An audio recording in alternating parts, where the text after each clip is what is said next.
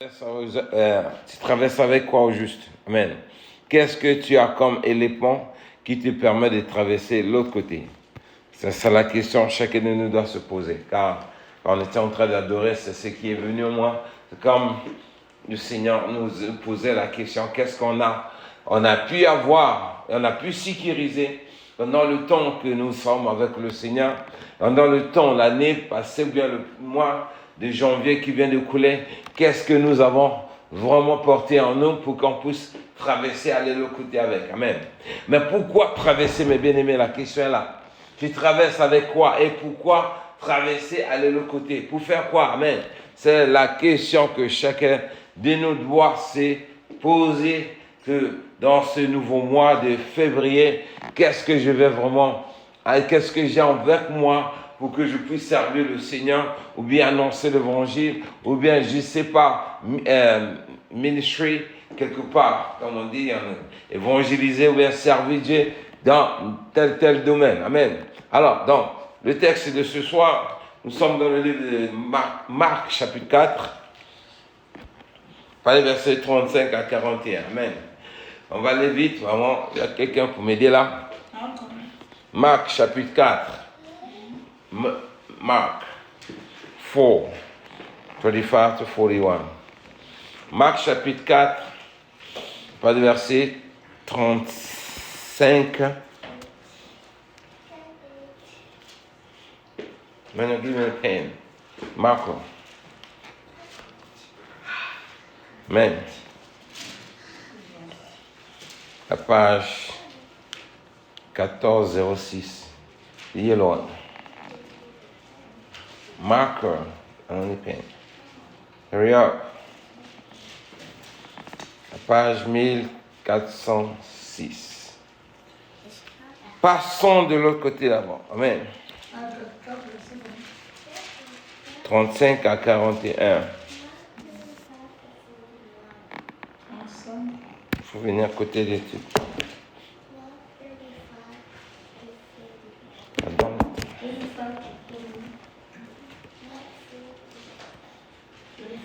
La tempête apaisée.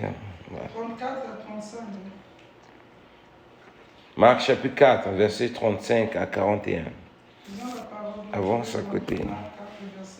Avance. 41. Disons au nom du Seigneur Jésus.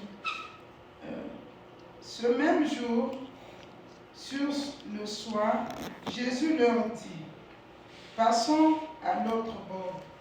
Après avoir renvoyé la foule, ils l'emmenèrent dans la barque où il se trouvait. Il y avait aussi d'autres barques avec lui. Il s'éleva d'un grand tourbillon et les flots se jetaient dans la barque au point qu'elle se remplissait déjà. Et lui, il dormait à la poupe sur le coussin.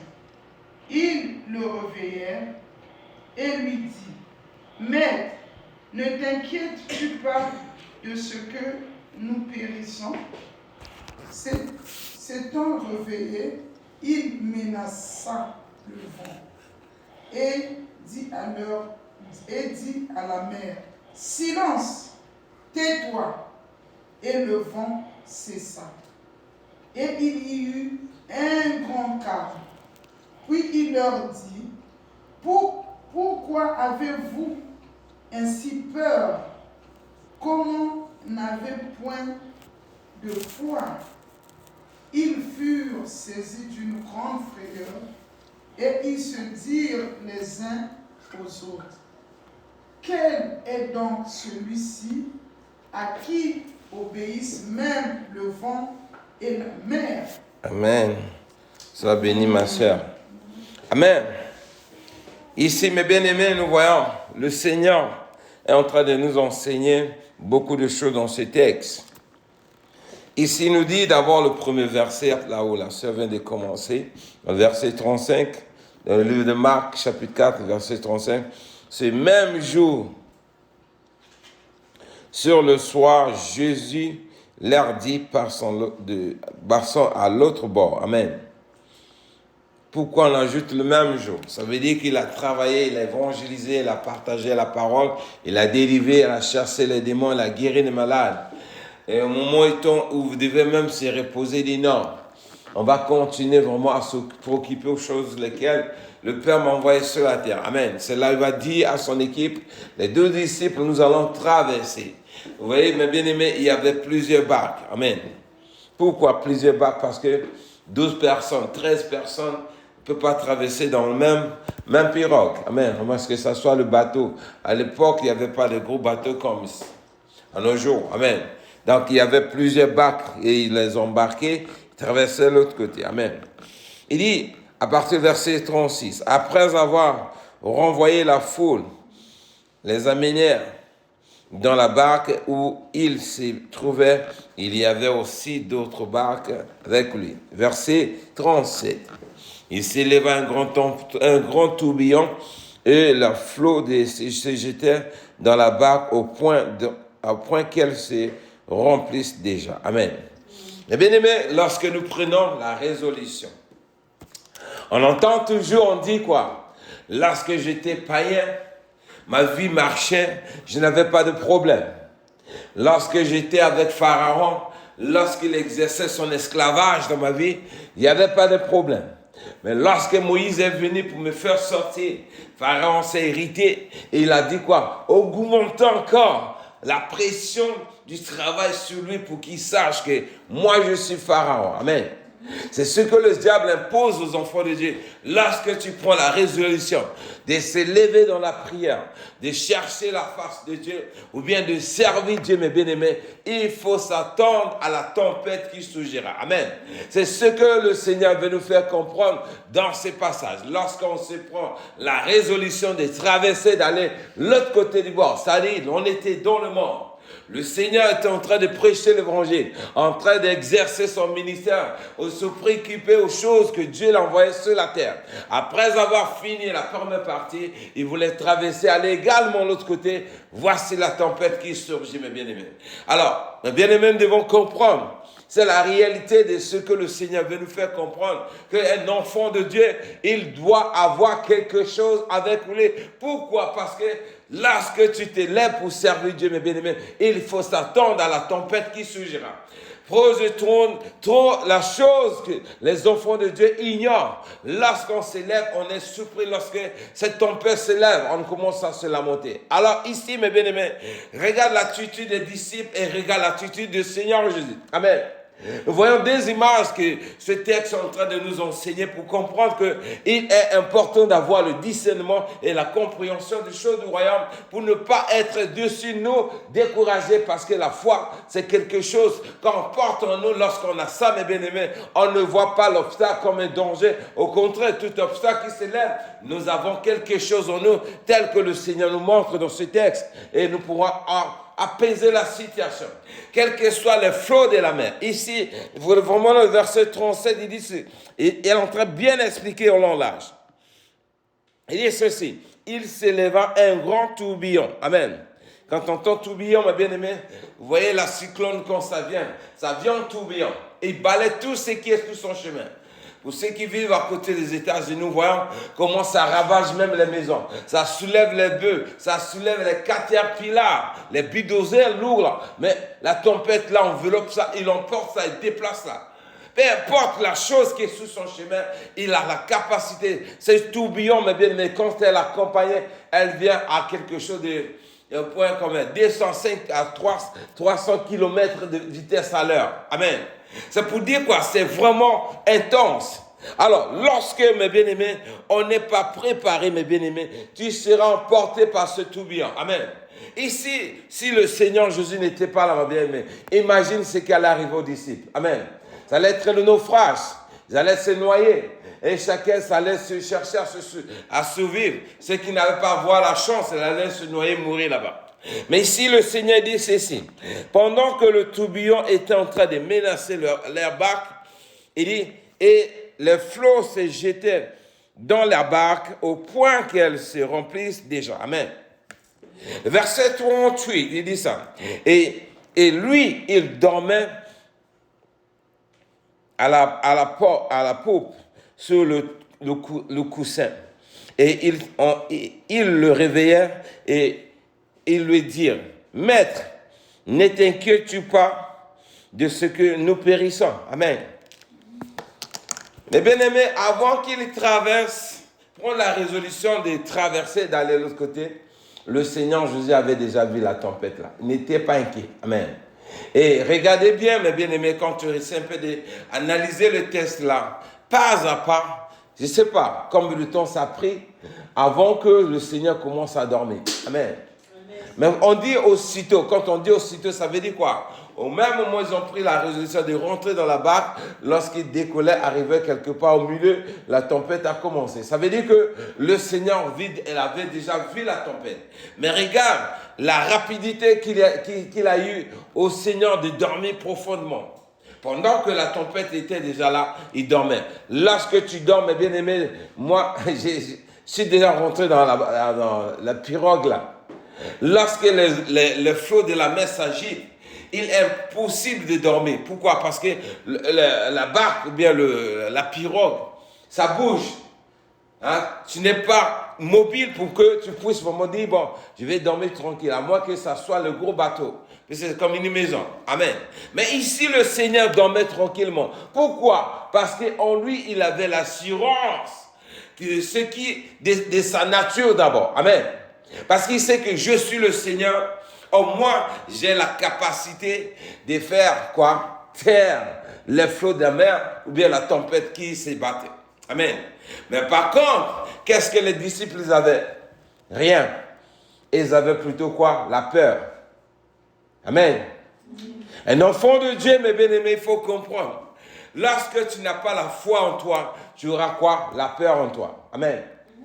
Vous voyez? Donc, c'est pour dire quoi? Un enfant de Dieu ne va jamais associer la peur dans sa vie.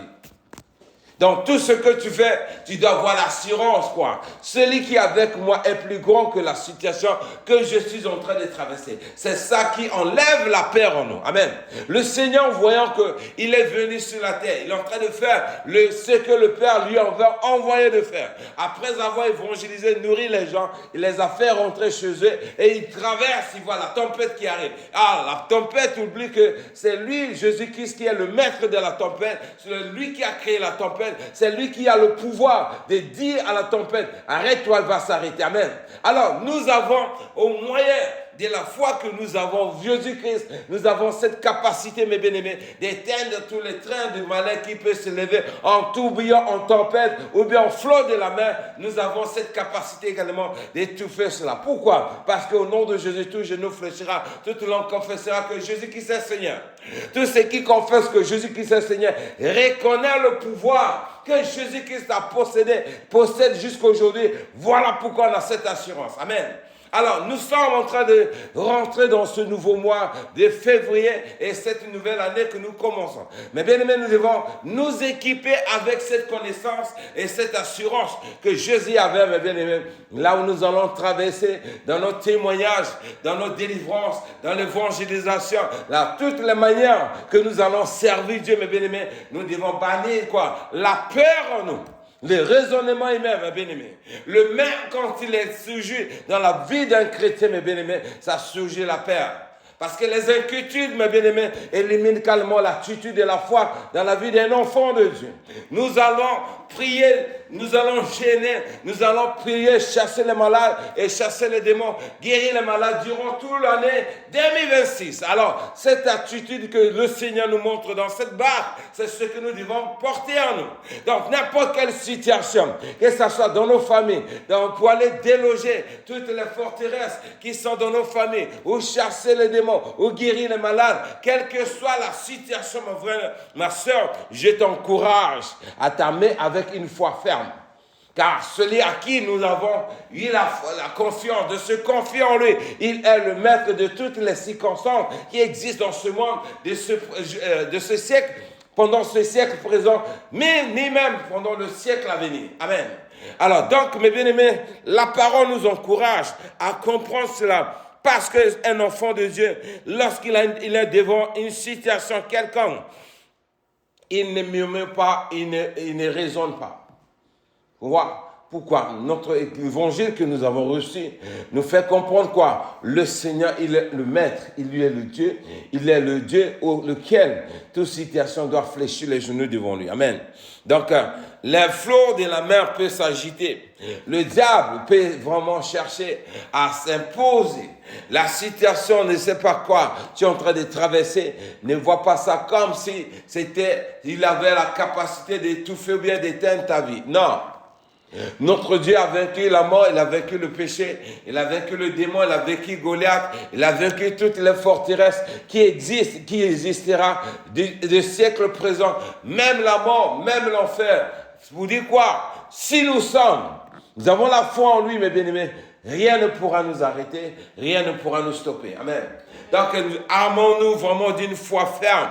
Et lorsque nous rentrerons, lorsque nous prierons, mes bien-aimés, ayons la foi de dire ce que je déclare. Et c'est comme je le déclare au nom de celui qui a le contrôle de toute situation, j'aurai la victoire ou la réponse que je suis en train d'entendre en Jésus-Christ. Amen. Parce qu'il est écrit, comme on l'a dit, au nom de Jésus-Christ, tout doit obéir à l'autorité de Jésus. Au nom de Jésus, tout doit se soumettre parce qu'il est le maître de toutes circonstances. Tout a été créé pour lui et pour sa gloire. Amen. Alors, donc, le vent, la tempête, mes bien-aimés, n'a pas le pouvoir de venir s'interposer dans nos vies. Amen. Pour en voir dans le livre de Marc chapitre 16, regardez l'attitude qui arrive lorsque on s'élève. Non, Actes des Apôtres, chapitre 16. Actes des Apôtres, chapitre 16. Pas le verset 6 à 10. Acts 16. Gagne du temps, non?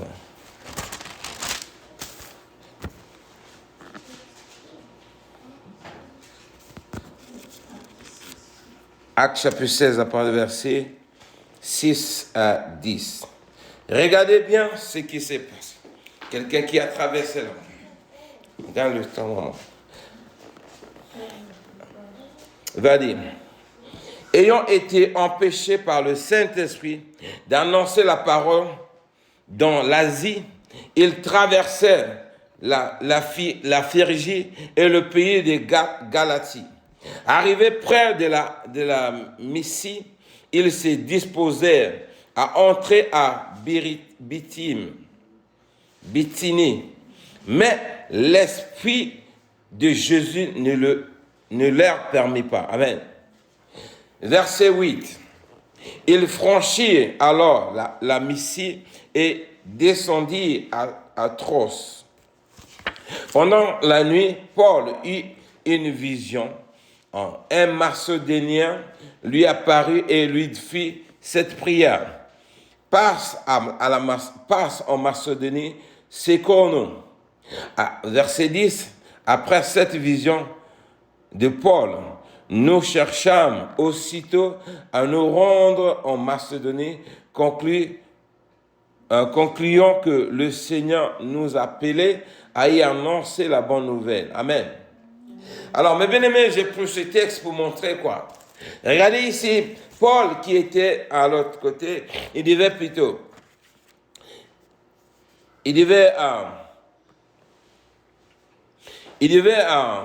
excusez-moi, il dit le verset 16, il dit quoi? Comme ils allèrent au lieu de la prière. Non, excusez-moi plutôt. Verset 10 plutôt. Il dit ça, verset 10. Après cette vision, Paul, nous cherchâmes aussitôt à nous rendre à Macédonie, concluant. Macédoine. Concluant que le Seigneur nous avait appelés à y annoncer la bonne nouvelle. Amen. Le Seigneur nous les envoie à Macédoine pour aller prêcher l'évangile. Amen. Vous voyez ça? Le Seigneur lui-même les dit d'aller dans cette région-là annoncer la bonne nouvelle. Et ils étaient là-bas en train de se préparer. Non, c'était à partir du verset 6. Il dit, ayant été empêchés par le Saint-Esprit d'annoncer la parole nazie, et ils traversèrent la Phrygie, le pays des Galaties. Amen. Alors, c'est pour dire, mes bien-aimés, lorsque nous allons traverser, il faut faire très, très attention. Ici, nous voyons, l'apôtre Paul est en train de servir le Seigneur. Amen. Il a traversé le côté et pour aller le côté pour servir le Seigneur. Amen. Et tout, c'est la même mission que Dieu nous a envoyé sur la terre, d'aller le servir en évangélisant, en prêchant l'évangile, en guérissant les malades, en chassant les démons. Amen. Mais ici, nous voyons, Dieu va l'empêcher de ne pas le faire, de ne pas aller en Asie. Amen. Pourquoi? Dieu seul le savait. Amen. Qu'arrivait-il si l'entourage de Paul voulait interposer? Mais nous sommes en train de prêcher l'évangile. Pourquoi ne pas d'abord commencer ici? Amen. Pourquoi ne pas d'abord servir Dieu là? Il voit quoi? Ça allait créer quoi? La confusion entre eux. Amen. C'est pour dire quoi? Dans toute situation, on doit toujours avoir le soutien et la révélation, la précision, la manière dont nous devons servir Dieu. Amen. Pourquoi? Parce que ici, la stratégie, la parole nous enseigne quoi? Ici, c'est la chair qui résonnait en eux, qui voulait les orienter dans un autre terrain que Dieu ne les avait pas demandé d'y aller. Amen. Il fallait que Dieu utilise un ange pour venir parler à un songe, dans la vie de son serviteur Paul, pour lui faire comprendre, écoute, c'est pas là-bas je vous envoie d'aller me servir. Amen. Bien que c'est la même mission, mais que c'est pour la même cause que je vous ai envoyé, j'étais consacré comme mon apôtre, mais ce n'est pas là-bas, je veux que tu ailles en ce moment même. Amen. Alors donc, ce que nous enseignons, nous devons comprendre, c'est la sensibilité d'entendre la voix de Dieu qui est important dans ce texte qu'il est en train de nous enseigner. Amen. Parce que, qu'est-ce qu'ils ont fait? Après avoir dormi, le Seigneur vient parler à son serviteur Paul dans le songe, dans le verset 10, comme il a dit, en vision plutôt. Et voilà un Macédonien qui lui apparaît et dit, viens nous servir. Amen. Viens nous secourir. Pourquoi? Parce que ils sont là pour servir Dieu, délivrer ceux qui sont en captivité.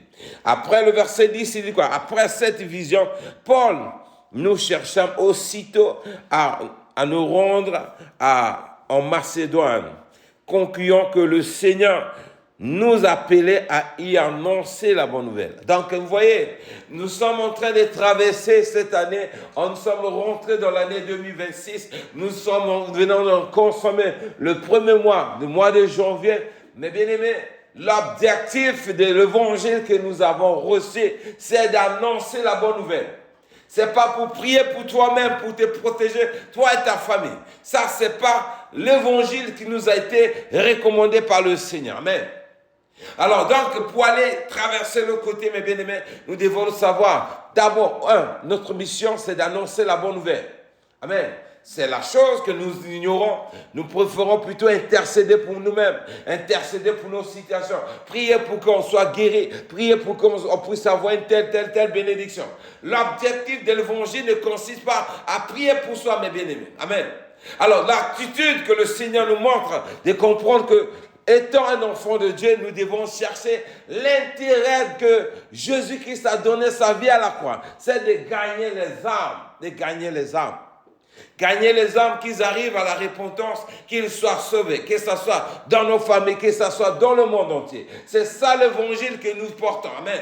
Mais nous nous focalisons toujours à quoi? Sur nous-mêmes, sur nos propres familles, alors que le Seigneur nous a consacrés par les différents dons d'aller partout annoncer la bonne nouvelle et de faire de tout le monde les disciples, afin qu'ils puissent aussi croire et être sauvés comme nous-mêmes. Amen.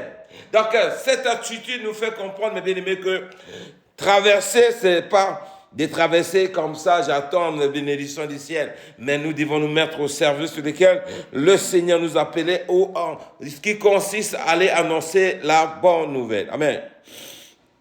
Dans le livre de Luc, chapitre 4, lorsque nous partons pour servir Dieu, mes bien-aimés, pendant ma méditation, je vis dans Luc, chapitre 4, à partir du verset 39. Luc, chapitre 4, verset 39. Regardez ce que le Seigneur nous enseigne également dans ces textes. Luc chapitre 4, verset 39. Lisons la parole de Dieu dans Luc 4, verset 39. Lisons au nom du Seigneur Jésus-Christ. On dit, s'étant penché sur elle, il menaça la fièvre, et la fièvre la quitta. À l'instant, elle se leva et les servit. Ouais. Non, reprends pas de verset 38. 38, 39 en même temps. En sortant de la synagogue, il se rendit à la maison de Simon. La belle-mère de Simon avait une violente fièvre, et il le prit en sa faveur. S'étant penché sur elle, il menaça la fièvre, et la fièvre la quitta. Amen. À l'instant, elle se leva et les servit. Amen. Amen. Alors, regardez l'attitude de ce verset, mes bien-aimés, comment nous devons prier. Amen. Parce qu'en la bonne nouvelle, Dieu nous a dit aussi de prier. Mais ici, nous voyons, le Seigneur nous fait comprendre quoi. Dans le verset 8, 38, puis te dit, en sortant de la synagogue, il se rendit à la maison de Simon, la belle-mère de Simon, avait une violente fièvre. Et ils le prièrent en sa faveur. Amen. C'est-à-dire, il a prié en faveur de la belle-mère de Simon. Amen. Et s'étant penché sur elle, et il menaça la fièvre. Vous voyez ça là? Ça c'est quand tu es en train d'exercer maintenant ce qui est en toi. Amen. Quand tu as un problème. C'est-à-dire quoi? Je suis en train de parler de l'attitude de la prière, la manière dont nous devons servir Dieu. Puisque lorsque nous traversons pour servir Dieu, le Seigneur nous a dit quoi? D'aller partout dans le monde, de prier pour de guérir les malades, de chasser les démons et annoncer la bonne nouvelle. Celui qui croit sera baptisé et il sera sauvé. Mais ici, il dit, ici Jésus, on vient l'amener dans la maison pour lui annoncer la bonne nouvelle et annoncer que la belle-mère de Simon était malade. Elle avait une fièvre. Mais le Seigneur va prier. Prier d'abord pour elle. Amen. Il va prier. Et ensuite, il va menacer la fièvre. De la même manière, il a menacé la tempête là-bas. Amen. Vous voyez ça? Il y a deux attitudes, mais bien, il faut comprendre. Je pensais, le Seigneur me fait révéler, me fait comprendre que nous, quand nous sommes dans nos situations, souvent nous prions seulement. Voilà. Ici, elle a prié pour que la personne soit fortifiée et ensuite il menace le problème. Amen. De la même manière, Jésus a menacé le flot de la mer. Il a menacé d'abord la tempête et les flots de la mer se sont apaisés. Ici, le texte nous montre quoi? Le Seigneur va prier d'abord pour la mère, la belle-mère de Simon, et ensuite, il va menacer la fièvre. Amen. C'est-à-dire menacer là, c'est ça nous devons comprendre. Il y a des situations lorsque nous allons traverser, aller de l'autre côté pour intercéder pour nos familles, pour quelqu'un qui est malade, quelqu'un qui est possédé, mais bien aimé. Nous prions d'abord pour la personne et nous menaçons ensuite le problème. Amen. C'est ça le Seigneur veut nous faire comprendre. Donc, il y a deux attitudes, deux points à comprendre lorsque nous prions pour une situation, lorsque nous intercédons pour un problème. Il y a prier et il y a aussi menacer. Quand on menace, on se arme de l'autorité de celui qui nous a envoyé d'aller le servir. Amen. Et lorsque nous prions, c'est pour que la personne puisse vraiment recevoir, c'est-à-dire la prière qu'elle est en train de recevoir, pour que son corps soit fortifié, son âme soit fortifiée, qu'elle soit guérie. Lorsqu'on menace le problème, elle libère le corps. C'est-à-dire la prière consiste à guérir l'état de la personne et la menace consiste à faire sortir le problème. Amen. Alors donc, c'est pour nous faire comprendre que le Seigneur nous a donné tous les atouts nécessaires durant cette année 2026, mes bien-aimés, pour être violents. Le diable rôde autour de chacun de nous pour chercher à nous détruire, égorger et tuer. Amen. Mais nous devons nous lever dans la prière et nous armer de tout ce que le Seigneur nous a donné afin d'avoir l'assurance. Lorsqu'on se met devant une situation, nous n'aurons pas à manifester l'attitude de la peur, mais parce que nous connaissons celui qui est avec nous est plus grand que le problème qui sera en face de nous. Nous allons partir avec l'attitude de l'autorité et de menacer n'importe quel problème. S'il faut intercéder pour nos familles, renverser